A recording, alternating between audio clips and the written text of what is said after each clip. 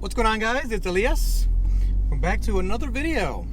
And as you can see today, I am getting back into reviewing viewer cars. Now, this is not really just a viewer.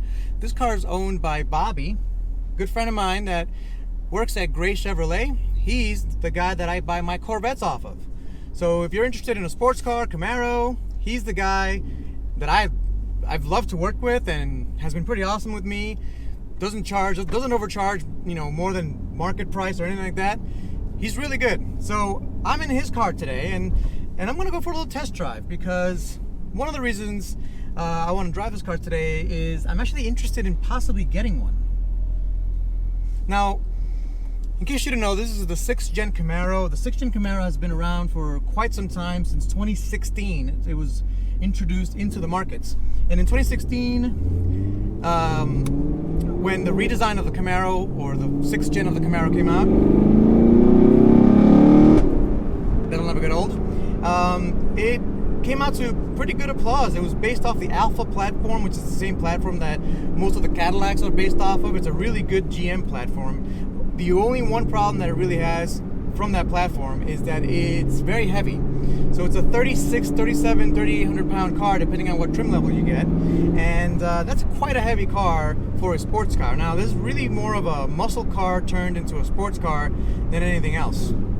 So the reason I'm considering this is because I am waiting for my C8 Z06 to finally get built. And one of those things that I know is going to happen is that we're not going to be able to get the C8 Z06 here for probably about a year, maybe a year and a half. I know supply constraints are going to be a problem. Demand's going to be through the roof. And everyone wants to race me, apparently. It is Friday, rush hour traffic, so everyone's pretty spicy. So you'll have to excuse me if I pause for a second. But I'm going to have to be waiting for my C8 Z06 order, and a Camaro might be the best way for me to get used to a vehicle with rear-wheel drive and this much power. Now, I'm between two of them. I'm between the Camaro SS 1LE and the Camaro ZL1 1LE. Now, obviously, this Camaro here we're driving is the SS 1LE. It's the 1SS 1LE, which is actually my preferred SS 1LE, and it's actually really good. The list of things that it comes with are amazing. It's got great brakes for the track. It's got great tires. It's got really good suspension, mag ride suspension, believe it or not. And with this mag ride, it really is a dual-purpose car. So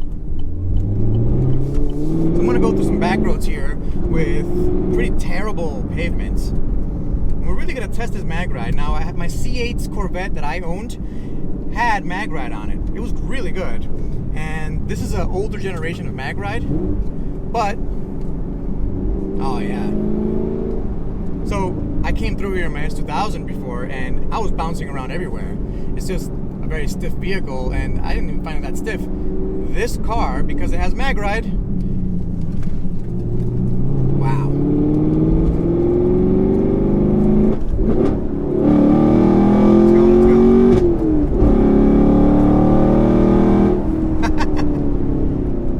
Because it has mag ride, it can absorb pretty much all the little undulations and nastiness that these Pennsylvania back roads have.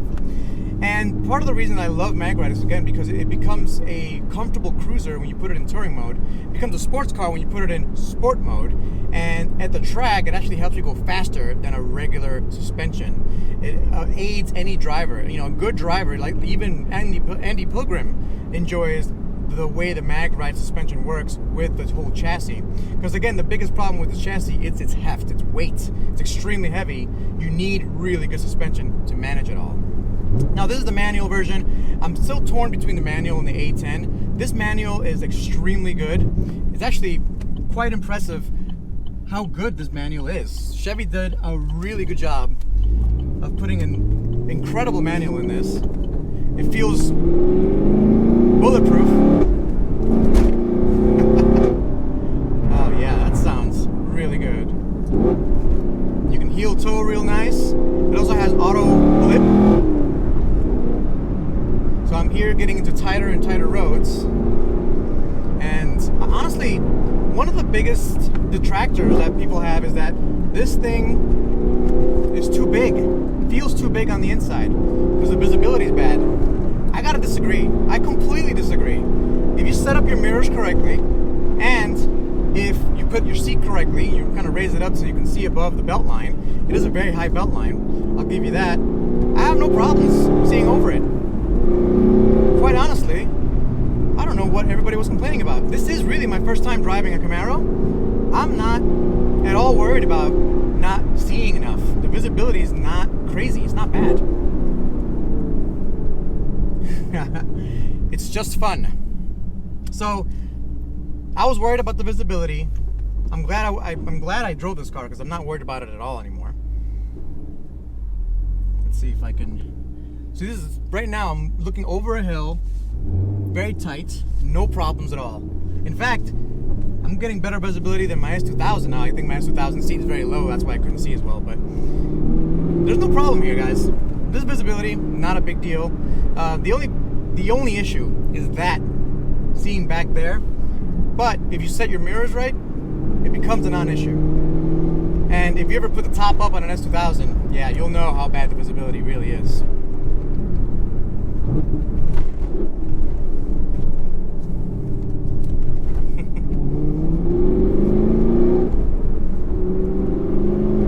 The steering feel in sport mode, because it has different modes and the steering feel gets heavier or lighter depending on the mode.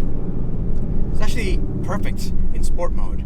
It's not too heavy, not too light, and you do get a little bit of feedback actually from the road. I expected no feedback at all. With a vehicle this heavy, you usually don't get any feedback from the steering wheel.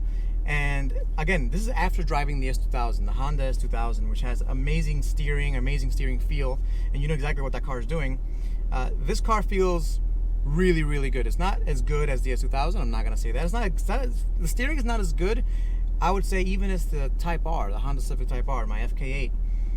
But it's actually really, really good. I mean, it's something that I can definitely get used to and accustomed to. And man, I've only been driving this for 5 minutes, and I gotta say, I'm already comfortable with it. Let's talk about the engine a little bit. So the SS1LE has the V8, the LT1 V8 that comes in the Corvette. So the C7 Corvette Stingray has the LT1 engine, and it makes around 455 or 460 horsepower, something like that. And it's a really good engine, very reliable engine, very stout engine, and makes pretty damn good power.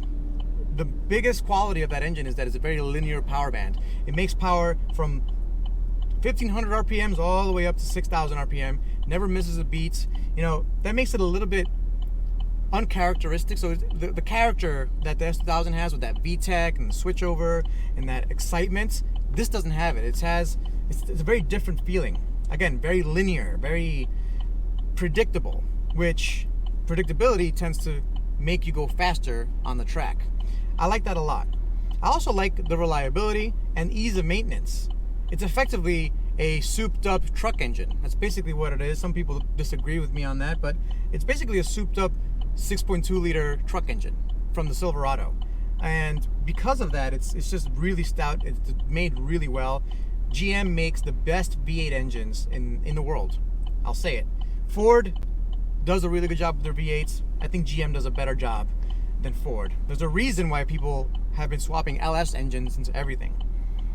Just like the same reason that everyone's swapping K20 series and K24 series into everything. Honda makes the best 4 cylinders in the world. GM makes the best V8s. So here we are in a stick shift V8 sports car, and that was a Dodge Challenger. Everybody seems to want to race me in this car, which is actually pretty interesting. You don't really see that many Camaros on the street, I've noticed. You don't really look out for them. They haven't really been hot sellers for GM, and unfortunately, not many people like them. But honestly, as a Porsche alternative, I really think this makes a good case for itself. The reason I say a Porsche alternative is because it's got back seats. That was a bad bump.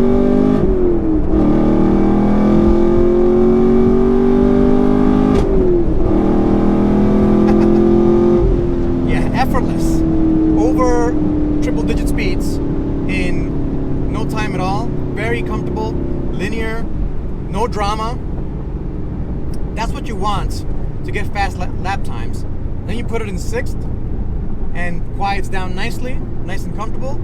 I can see myself taking this out to a road trip easily. It absorbs all of the bumps. It absorbs pretty much everything quite nicely, honestly. And it's got PDR. It's got heated and cooled seats if you get the 2SS.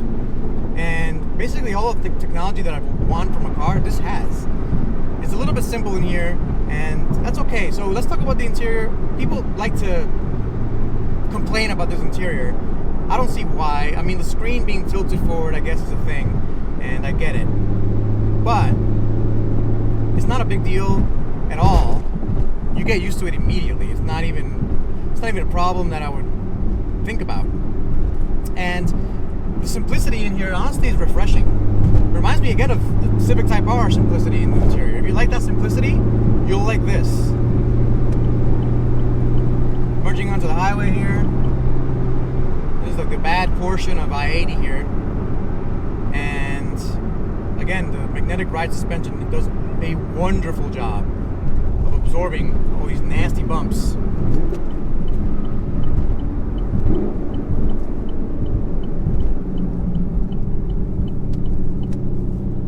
Brake feel is incredible.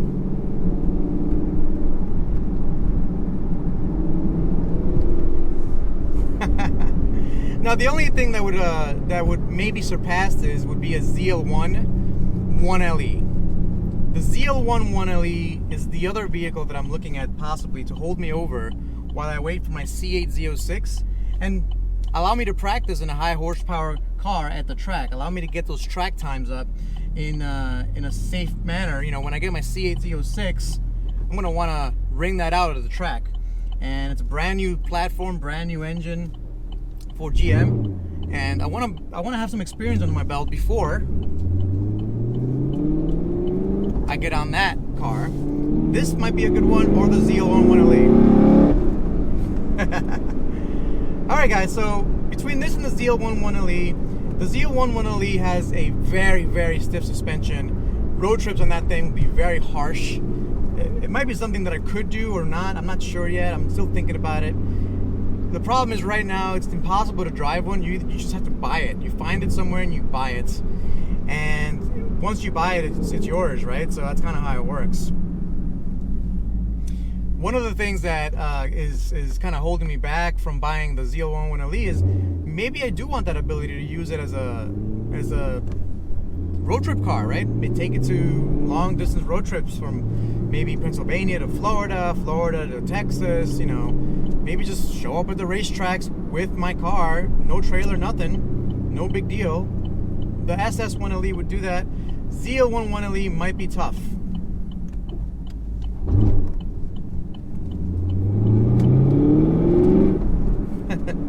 The seat's very comfortable, and I could see myself doing long distance trips on this thing. The ZL1 1LE, maybe not. Also, the difference in horsepower, it's about almost 200 horsepower difference. That's a lot. That's a big difference in horsepower. This thing, it'll progressively get nicer and louder, but I'm just undecided. So maybe you guys in the comments can let me know, what should I get, or what do you think, what would you get if it was your money? Would you be getting the ZL1 1LE, or would you getting the SS 1LE? Again, the main differences between the SS 1LE and the ZL1 1LE is that engine and the stiffness and suspension. Also, the ZL1 1LE has a lot of cool aerodynamic bits that'll make it even better at the track. So let me know in the comments what you guys think. I think this thing is amazing. Overall, as a package, it's a very underrated car.